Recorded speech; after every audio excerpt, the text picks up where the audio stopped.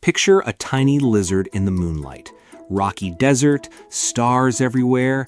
She stops, looks around, and then she blinks. A real blink. Eyes closing, just like yours. That doesn't sound like a superpower. It sounds completely normal. For her, it's extraordinary because almost every other gecko in the world cannot blink. Not even once. And that's just where this story starts. Welcome back to the Fenekie Explorer Club, where every animal is a superhero in disguise.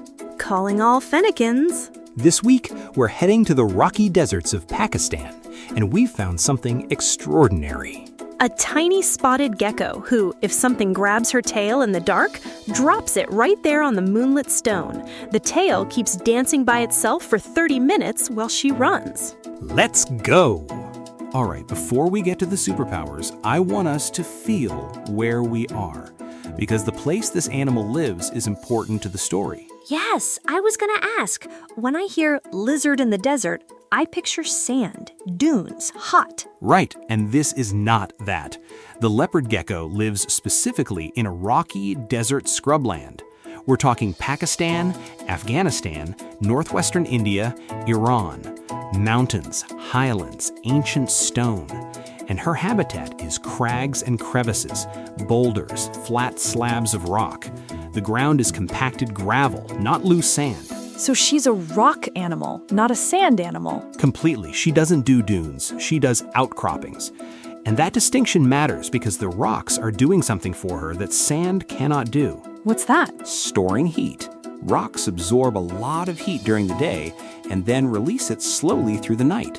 So even when the air temperature drops, and in a desert at night it can get genuinely cold, the rock's surface is still warm for hours after sunset. Her very own heated floor. Exactly, and she depends on that. She's ectothermic, which means she can't make her own body heat from the inside the way we do. She has to borrow it from her environment. So what does that look like on a regular evening? She comes out at dusk. The day's heat is still in the rocks. She presses her whole belly flat against a warm, flat stone, really presses down, full contact, and the heat moves up through her skin and wakes up her digestive system. Without that belly heat, food just sits in her stomach. It won't break down. Her belly has to touch the warm stone for the food to work? Right. And then she hunts. She's crepuscular, most active at dusk and dawn, which means she catches that window when the rocks are warm but the full heat of the day has passed. And in those few hours, she does everything. She hunts, she eats, she finds her warm spots, and then when the night gets properly cold, she retreats into a burrow where the earth holds a moderate temperature through the coldest hours. So she's very precisely tuned to those two windows of time, dawn and dusk. She's a masterclass in working with exactly what you have. Okay, the eyes. This is what you teased at the start. Because I've seen geckos before, and they've always seemed like they're staring, always wide open. It's a little intense. That's because almost every other gecko is staring. Always. They cannot help it. Why not? Most of the approximately 1,500 gecko species in the world, more kinds of gecko than you have days in 4 years, have no movable eyelids. Instead of an eyelid, they have something called a spectacle, spectacle, a single transparent scale fused directly to their eyeball, like a permanent contact lens they can never take out and never shut. No blinking, no sleeping with eyes closed. Their eye is always open. That sounds exhausting. How do they even keep their eyes clean? They lick them. They lick their own eyeballs? With their tongue, regularly, to clean the dust off. You've probably seen a gecko do it and thought it looked a bit strange. I've definitely seen that and found it extremely strange, yes. Well, now you know why. It's the only option they have. But Luria's family, she's a leopard gecko, genus Eublepharis, split off from the main gecko family tree a very long time ago. And they kept something most geckos lost, true eyelids. How long ago are we talking? Hundreds of millions of years. They are one of the most ancient gecko lineages alive. The name Eublepharis literally means true eyelids in ancient Greek. It's in her scientific name. So it's literally her defining characteristic. From a scientific naming standpoint, yes. And what does that mean practically? She can blink. She can close her eyes to sleep. She winks. She has this expressive quality. You look at her, and she looks back, and then she closes her eyes, and it feels like looking at something that understands rest the way we do. That's what you mean when you say she sleeps just like a child. That's it exactly. She curls up in her burrow at the coldest part of the night, closes her eyes all the way, and sleeps. While almost every other gecko in the world lies somewhere in the dark, with its eyes permanently open, unable to close, unable to look away. Luria is somewhere in the rocky earth of Pakistan, fast asleep with her eyelids closed. Just like you, just like your kids. I find that genuinely moving, honestly. There's something tender about it. That's the Wonderline for this week. A little spotted lizard who closes her eyes to sleep, just like you. Okay, I love her. What else can she do? Let me paint you a picture of her whole body, because every part of it is interesting. Yes, let's go. She's small, about 18 to 20 centimeters long, and that's roughly 7 to 8 inches, about the length from your fingertip to your elbow on a young child. She weighs about 50 to 70 grams, that's about 1.8 to 2.5 ounces. Think of 1.5 chocolate bars, but spread out and spotted and golden. So genuinely tiny. She'd fit comfortably in a child's hand. And she's butter yellow with dark brown and black spots scattered across her body, like a leopard, which is, of course, exactly where the name comes from. Her tail is plump and banded, which is actually significant, and we'll come back to that. But here's the foot situation, because this is wild. The feet. Most geckos have sticky toe pads, millions of microscopic hairs called setae, each one thinner than a human hair, that generate a kind of molecular stickiness when they touch a surface. That's how geckos walk up glass walls. It's a genuinely extraordinary system, and scientists have studied it for years. Geckos eat are famous for that. Leopard geckos don't have any of it, not a single sticky hair, because her family split off from the main gecko line before that adaptation evolved. Instead, she has tiny, sharp claws. Think of them as miniature mountaineering hooks. They grip rough surfaces beautifully. Rock, compacted soil, craggy outcroppings. But glass, smooth wall, she slides right off. So she cannot walk up glass. Cannot do it. She is a ground animal through and through. Built for the rocky earth, not the vertical world. And I think there's something beautiful in that. She's completely at home in the place she was built for, and useless everywhere else, in the best possible way. Okay, what about sounds? Does she make any? This is one of my favorite things about her. Leopard geckos are unusually vocal for a reptile. She can chirp, a high bird-like sound when she's curious or exploring. She squeaks when she's frightened. She barks when she's really uncomfortable, a short, low, creaking bark.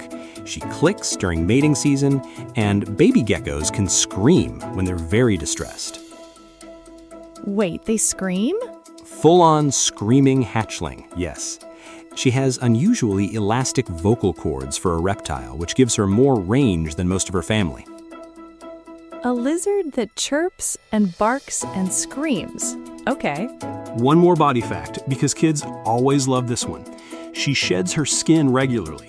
Hatchlings shed every week, adults every 4 to 8 weeks. And when she sheds, she eats it. She eats her own shed skin. Entirely. Not because she's hungry, it's instinct.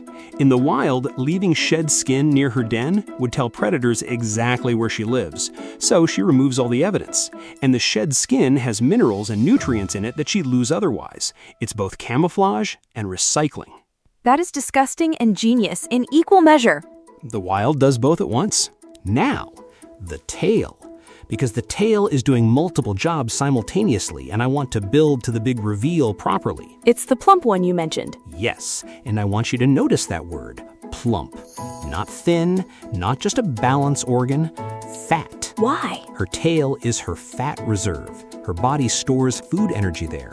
On a good run of nights, when she's eating well, the tail fills out, gets round and heavy. And on a bad stretch, cold spell, lean hunting, times when supper just isn't finding her, she can live off the reserves packed in that tail for weeks. So it's literally her pantry. She carries her food stores on her body. Packed right in the tail.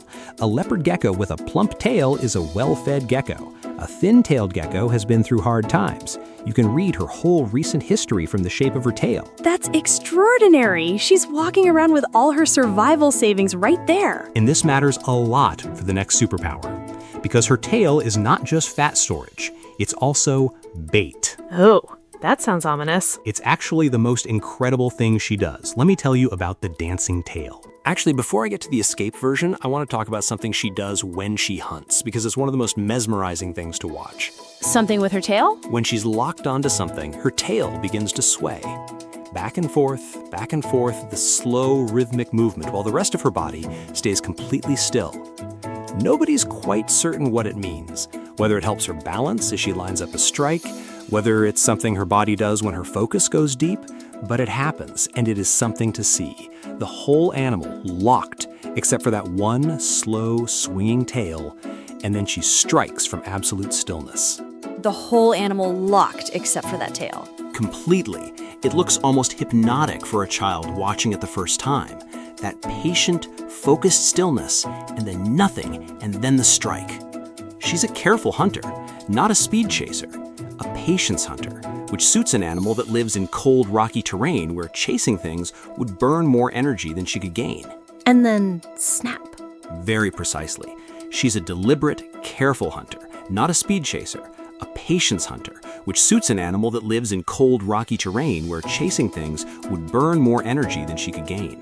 Every movement counts. Exactly. Everything she does is precisely calibrated to the life she has. Okay, now the big one, the tail drop. Which is the thing in the cold open, the tail falls off and keeps dancing? Here's what actually happens. When a predator grabs her tail, and a plump-tailed gecko is a target because that tail says food to anything hunting in the dark, her tail separates cleanly. There's a special weak point along the vertebrae, a fracture plane built to give way under certain pressure. The tail detaches. Does it hurt? The research suggests it's not the kind of injury it looks like from the outside. The break is along a designed fault. But here's what happens immediately after, and this is the part that gets described in scientific papers as remarkable.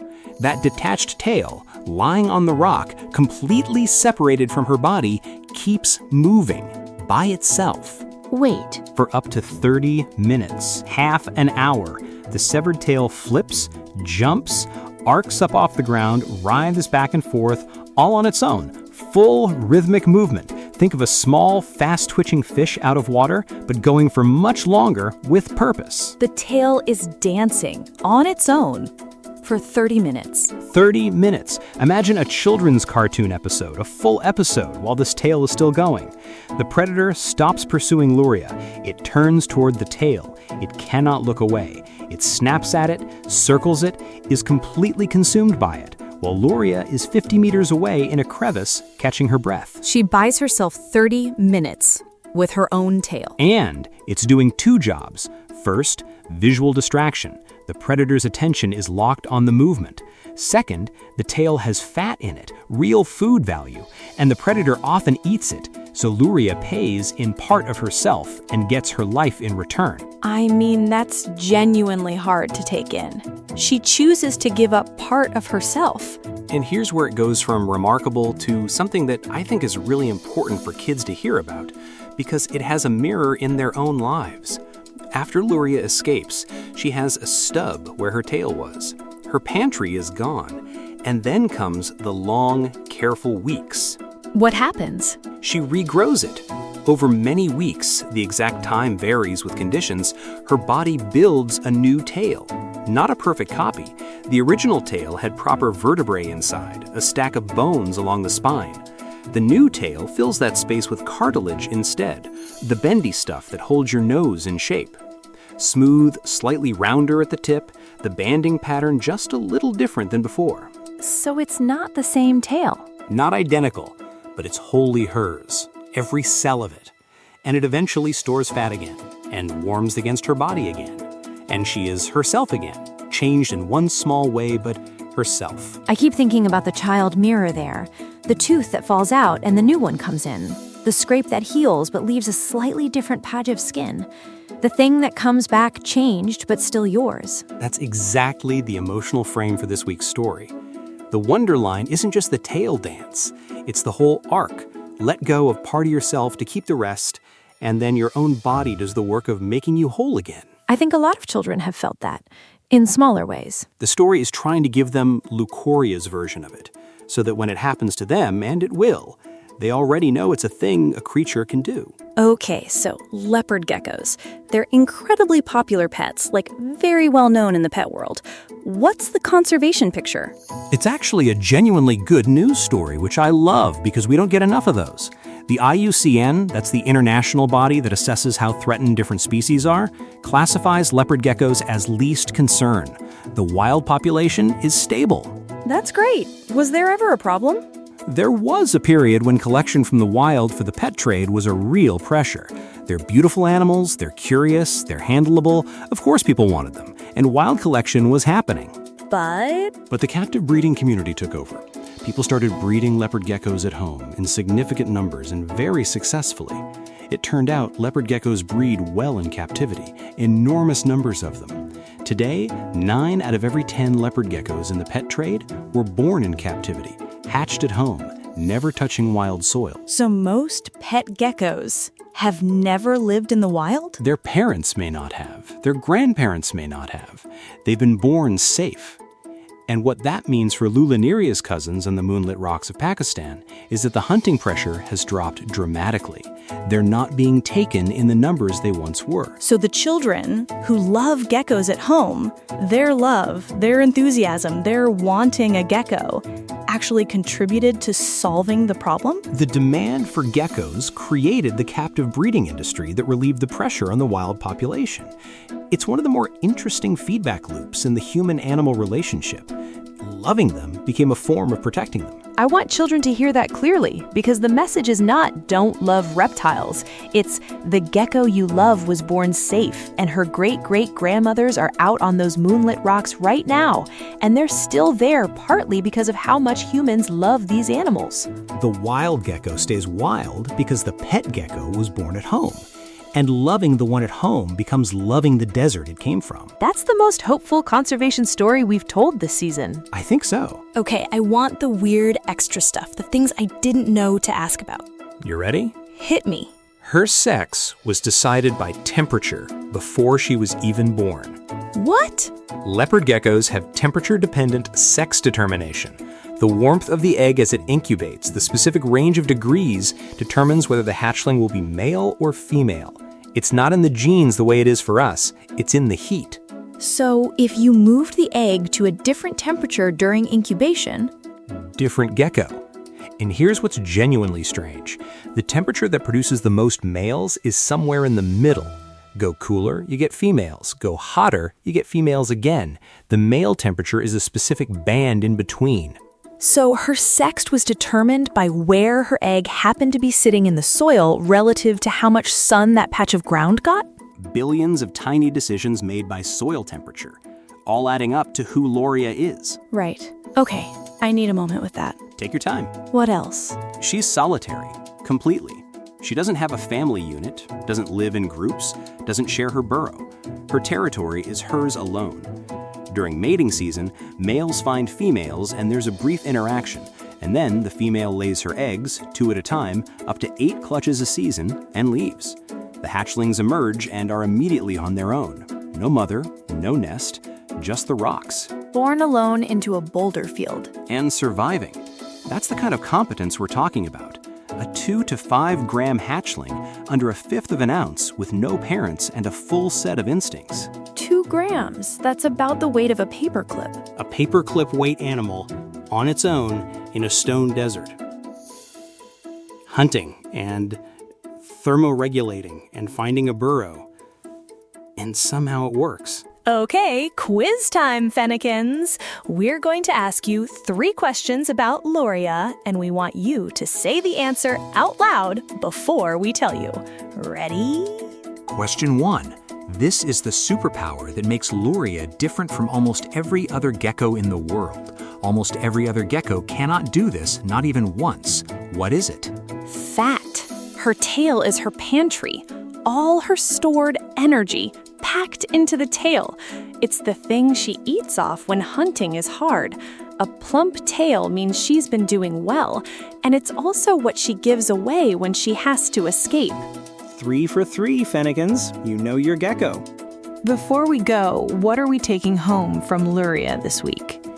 A tiny spotted gecko on the moonlit rocks of Pakistan, who closes her eyes to sleep like a child, hunts with that strange swaying stillness, and carries her pantry on her body everywhere she goes. And when something grabs that tail, she lets it go. She gives up part of herself to keep the rest, and then spends the long, careful weeks rebuilding. And her body knows exactly how. The wonder line for me this week is the close eyes thing. Not because it's the most dramatic, because it's the most tender. A small lizard on a moonlit rock who can sleep the way you sleep. That's the image I'm carrying. And the new tail, rounder, slightly different, wholly hers. I think kids understand that one in their bones. I think they do. That's the leopard gecko, a real creature in a real place doing real things that sound like magic. If you want to go deeper, the storybook, the pictures, all of it, find us at Fenekie.com. That's spelled Fenekie. Until next week, Fennekies, keep wondering.